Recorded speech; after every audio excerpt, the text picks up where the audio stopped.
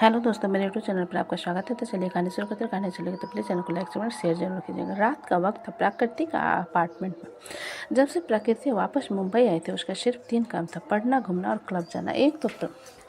एक बात तो थी, प्रकृति को दोस्तों की कमी नहीं थी, इसलिए वो आजकल रेसिंग में बहुत करने लगे थे। प्रकृति नहा धोकर थाई की एक नाइट ड्रेस पहनकर मेन हॉल में आती है और टीवी ऑन करके बैठ जाती है। प्रकृति नूडल्स उठाकर खाते हुए ऋतिक के बारे में सोच कर बोली, कभी कभी मेरे दिल में ख्याल आता है मैं उस पुनौती के पिछवाड़े में लात मारूं।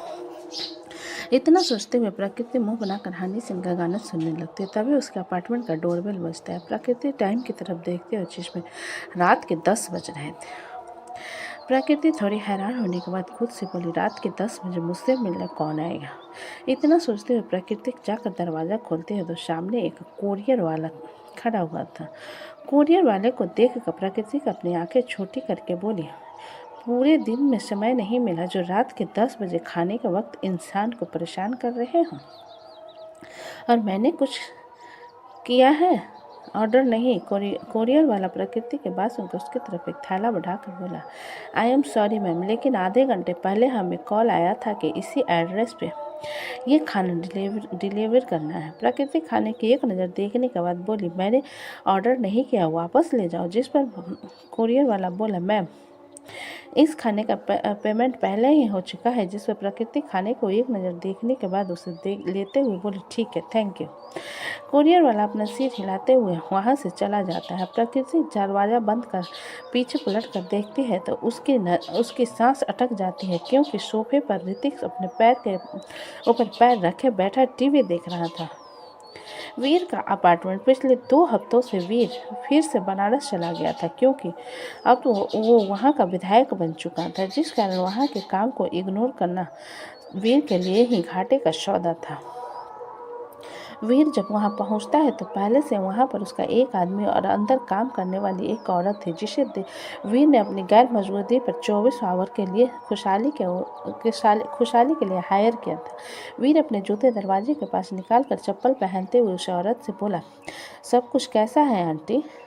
वो औरत वीर की बात पर बोली, अल्ट्रासाउंड के लिए गए थे बेटा, डॉक्टर साहिबा ने कहा कि सब कुछ सही है, लेकिन अगली बार से मैडम अपने पति के साथ हैं। वीर उसकी बात पर कुछ पल सोच कर बोला, ठीक है, अगली बार जब अपॉइंटमेंट लेगी तो मुझे बता दीजिएगा, मैं आ जाऊंगा। जिस पर खुशहाली कमरे से बाहर आते हुए बोली, तुम आए ही क्यों हो? तुम्हें नहीं आना चाहिए था ना, 5 महीने बाद आना, जब मेरा लेबर पेन शुरू हो।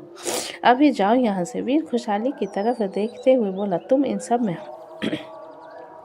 मुझे ब्लेम नहीं कर सकती खुशहाली, और मैं तुम्हें कोई टेंशन देने नहीं आया हूँ। मैं बस तुम्हें देखने आया हूँ कि तुम ठीक हो या फिर मैं ठीक हूँ। फ़ोन लगा कर पूछ लिया करो, लेकिन यहाँ मत आया करो।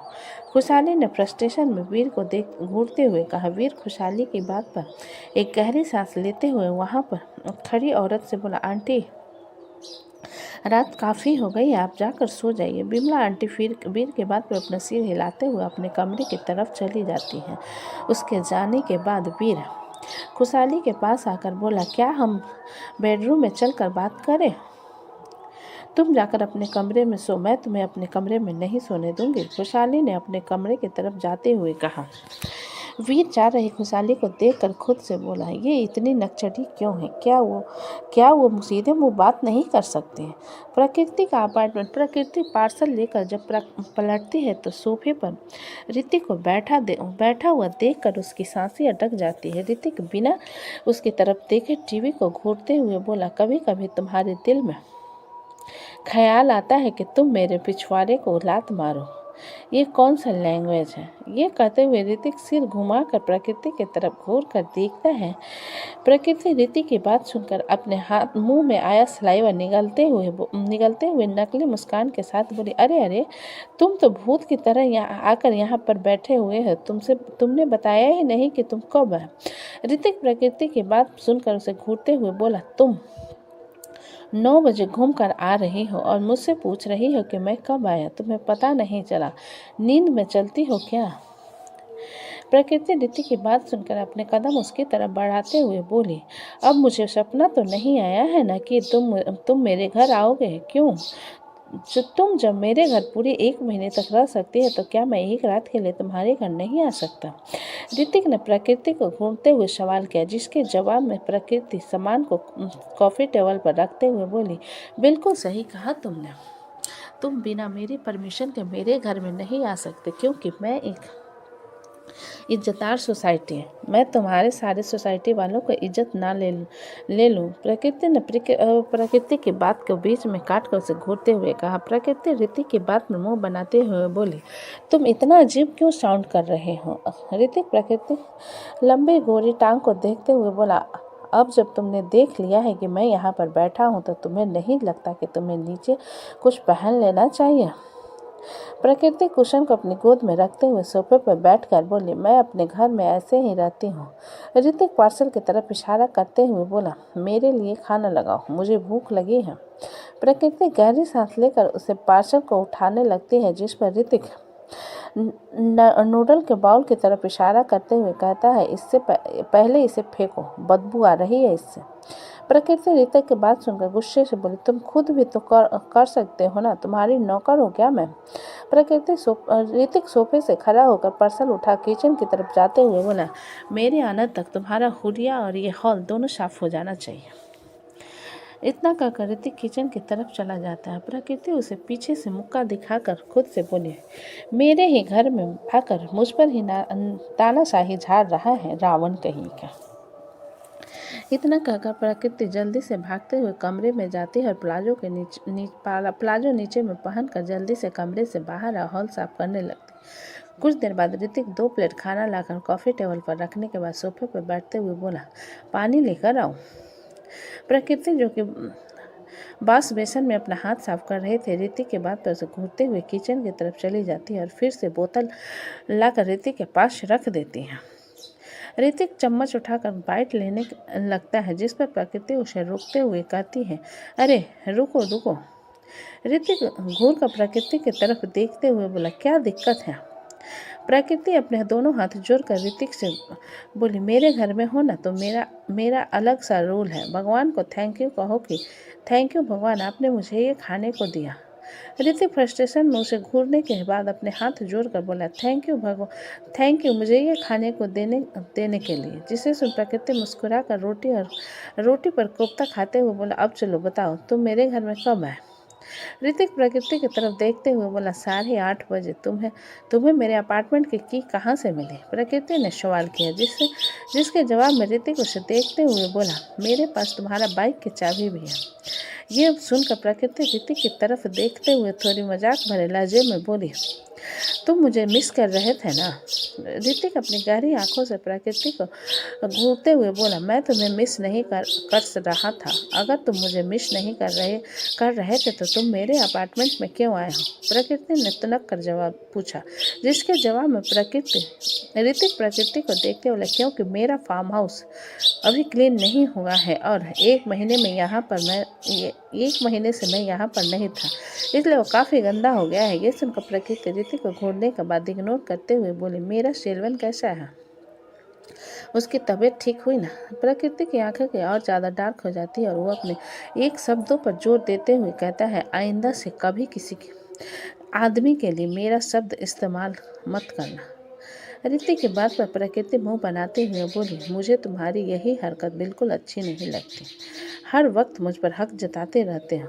ऋतिक अपना खाना खत्म कर अपने होठों को नैपकिन से साफ करते हुए बोला, रात को ज़्यादा देर तक घुमा मत करो, वरना किसी दिन कोई उठा कर ले जाएगा। जिस पर प्रकृति अपनी उंगलियों को चढ़ाते हुए बोली, सब तुम्हारी तरह गुंडे नहीं होते। जिसे देखकर ऋतिक उसे घूरते हुए बोली, ऐसी हरकतें मत किया करो। प्रकृति दोनों प्लेट को उठाते हुए बोली, अब तुम अपने घर जाओ। ऋतिक प्रकृति की बात सुनकर बोला, मैं कहना चाहता हूँ कि तुम कुछ दिनों के लिए बेंगलोर चले जाओ। प्रकृति, जो कि किचन की तरफ जा रही थी, ऋतिक की बात सुनकर उसकी तरफ देखते हुए बोली, क्यों? मैं तुम्हारी बात क्यों मानूं? ऋतिक प्रकृति को गहरी नज़र से देखते हुए बोला, तुम्हारी सेफ्टी के लिए कह रहा हूँ। तुम्हें मेरी सेफ्टी की फिक्र करने की ज़रूरत नहीं है, मेरे फैमिली वाले लोग हैं। प्रकृतिक ने ऋतिक की बात को इग्नोर कर किचन में जाते हुए कहा। ऋतिक उसे जाता हुआ देखने के बाद अपना फ़ोन निकालता है, जो कि वाइब्रेट कर रहा था। ऋतिक कॉल अटेंड करते हुए बोला, हाँ सेल्वन। सेल्वन जो कि ठीक हो गया था, ऋतिक की बात पर बोला, बॉस रवि शुक्ला जेल से भाग गया। ऋतिक सेल्वन की बात सुनकर बोला, कुत्ता भाग कर कहाँ जाता है? अपने मालिक के पास न तो उसके मालिक के घर में घुसकर उसे निकालो। सेल्वन ऋतिक की बात पर कुछ पल शांत रहकर बोला, वहाँ पर सब ठीक है ना? ऋतिक एक नज़र किचन की तरफ देखने के बाद बोला, मैं सही टाइम पर पहुँच गया, वरना कुछ भी हो सकता था। सिल्वन ऋतिक की बात सुनकर बोला, आपसे एक गलती हो गई हो। ओह मुझे पता है, लेकिन इस बार मेरी वजह से किसी की जान नहीं जाएगी। ऋतिक ने सेल्वन की बात पर जवाब देते हुए कहा। सेल्वन ऋतिक की बात पर बोला, मैं कुछ बॉडीगार्ड्स वहाँ पर भेज देता हूँ। उस लड़के ने कुछ कबूल किया? और राविन कैसा है? ऋतिक ने पूछा। ये सुनकर सेल्वन बोला, राविन पहले से ठीक है और उस लड़की ने अपना मुंह नहीं खोला। मार दो उसे, ऋतिक ने कहा, जिस पर सेल्वन हैरान होकर बोला, तो हम पता कैसे लगाएंगे कि मैंने जितना कहा उतना कहो, मार दो उसे। ऋतिक ने सेल्वन की बात को बीच में काट कर कहा, जिसे सुनकर सेल्वन एक गहरी सांस लेकर बोला, ठीक है, मैडम का ख्याल रखिए। इतना कहकर सेल्वन कॉल कट कर देता है। ऋतिक अपना फ़ोन पॉकेट में रखते हुए बोला, प्रकृति इस तरीके से छुप कर बातें नहीं सुना करते। प्रकृति जो दीवार के पीछे छुपी ऋतिक की बातें सुन रही थी, वो हैरान होने का नाटक करते हुए सामने आकर बोली, अरे मैं कहाँ किसी की बातें सुन रही हूँ। ऋतिक प्रकृति की तरफ देखते हुए बोला, तुम्हारे किचन में आने वाली रोशनी की छाया वॉल में दिखती है। मैंने खुद देखा कि तुम मेरी बातें सुन रहे थे। ऋतिक की बात सुनकर प्रकृति के मन में बोली, ये कितना ज़्यादा एक्टिव रहता है, मुझे संभाल कर रहना होगा। अचानक प्रकृति की नज़र ऋतिक के पीछे दीवार पर जाती है। प्रकृति अपने कदम उसकी तरफ बढ़ाने लगती है, जिस पर ऋतिक उसे देखने लगता है। प्रकृति ऋतिक के बिल्कुल नज़दीक आकर उसके बगल से होकर गुजरे वॉल पर बने गोली के निशान को देखते हुए ऋतिक से बोली, ये पहले यहाँ पर नहीं था, झूठ मत बोलना, तुम्हारे अलावा कोई और यहाँ पर आया था क्या? ऋतिक कुछ पल इस बारे में सोचने के बाद बोला, मैं बस बुलेट वेस्ट कर रहा था और अपना सामान पैक करो, तुम मेरे साथ फार्म हाउस पर रहोगे। प्रकृति अपना सिर नहीं हिलाते हुए, मैं क्यों जाने वाली तुम्हारे साथ? मेरा घर है, मैं यहाँ पर रहूँगी और मेरे हाथ पैर भी सही सलामत है। ऋतिक अपनी बंदूक निकाल प्रकृति में तानते हुए बोला, दिमाग पर गोली लगा दो, हमेशा के लिए पैरालाइज हो जाएगी, फिर हमेशा के लिए तुम्हें मेरे सहारे रहना होगा। बंदूक देकर प्रकृति 2 कदम पीछे होकर बोली, तुम हर वक्त मुझे इस तरीके से डरा धमका नहीं सकते, और मैं तुम्हारे साथ रहूंगी या फिर नहीं रहूंगी ये मेरी जिम्मेदारी है, तुम्हारी नहीं। ऋतिक प्रकृति की बात पर बोला, ठीक है, तुम मेरे साथ नहीं रहना चाहती, लेकिन अगर मैं तुम्हें कहूँ कि तुम्हारी जान को यहाँ पर खतरा है तो? प्रकृति ऋतिक को देखते हुए बोली, तुम यहाँ पर अपनी मर्जी से नहीं आए हो ना? ऋतिक अपना सिर हिलाते हुए बोला, बिल्कुल सही समझी, मैं यहाँ अपनी मर्जी से नहीं आया हूँ, बल्कि ज़बरदस्ती लाया गया हूँ, मेरे दिल के चलते। जिस पर प्रकृति नम आंखों से ऋतिक की तरफ देखते हुए बोली, तुम बहुत ज़्यादा खुदगर्ज हो। क्या तुम सच में मेरी फीलिंग्स नज़र नहीं? ऋतिक प्रकृति की आंखों को इग्नोर करते हुए, I don't have time for you fucking feeling, इसलिए उसके पास ट्राई करो जो तुम्हें उसके बदले प्यार दे सके। प्रकृति अपनी मुट्ठी मजबूती से बंद कर ऋतिक के पास जाकर उसके हाथ को पकड़ उसे अपार्टमेंट के दरवाजे की तरफ ले जाते हुए बोली, तुम निकलो मेरे घर से और दोबारा कभी मेरे सामने मत आना, और मैं उसके सामने ट्राई करूँगी जो मेरी फीलिंग की कदर करे, तुम जैसे हार्टलेस पर्सन के सामने नहीं। ऋतिक अपने कदम रोककर प्रकृति के बाजू को कसकर पकड़ते हुए बोला, सच में प्यार करते हुए या फिर अपने भाई के कहने पर बस मेरे आरजू के इन्फॉर्मेशन निकाल कर भेज रही हो? ऋतिक के बाद सुनकर प्रकृति के कदम बर्फ की तरफ जम जाते और वो हैरान भरी नजरों से ऋतिक की तरफ देखने लगती हैं। ऋतिक प्रकृति के हैरान भरी नज़रों को देखकर बोला, तुम्हें पता है प्यार किसे कहते हैं? जिसके लिए हम किसी की जान ले सकें और खुद की जान दे सकें, लेकिन वो तुम जैसे लोग नहीं समझते। प्रकृति ऋतिक ने से अपना हाथ छुड़ाते हुए बोली, तुम जाओ यहाँ से। ऋतिक प्रकृति की दीवार से सटाकर एक घुमा उसकी तरफ बढ़ता है तो प्रकृति डर से चीख जाती है, लेकिन ऋतिक ने अपना हाथ दीवार पर मारा था। डर से प्रकृति की आंखों में आंसू बह जाते हैं और वो ऋतिक की तरफ घबराई हुई नज़रों से देखने लगती है। ऋतिक अपनी मुट्ठी मजबूती से बंद कर प्रकृति की आंखों में आंखें डालकर बोला, you know what Prakriti Jha, you are fucking cheater. Prakriti Hrithik को खुद से दूर करते हुए आंखों में आंसू लिए चिल्लाकर बोली, मैं चीटर नहीं हूँ, तुम चीटर हो। ऋतिक ने भी चिल्लाकर कहा। प्रकृति दीवार से टीक लगाकर घुटने की तरफ बल बैठ रोते हुए बोले, मैं चीटर नहीं हूँ, मैं चीटर नहीं हूँ। ऋतिक प्रकृति को देखते हुए बोला, तुम चीटर हो, मेरे साथ प्यार का नाटक कर रही हो।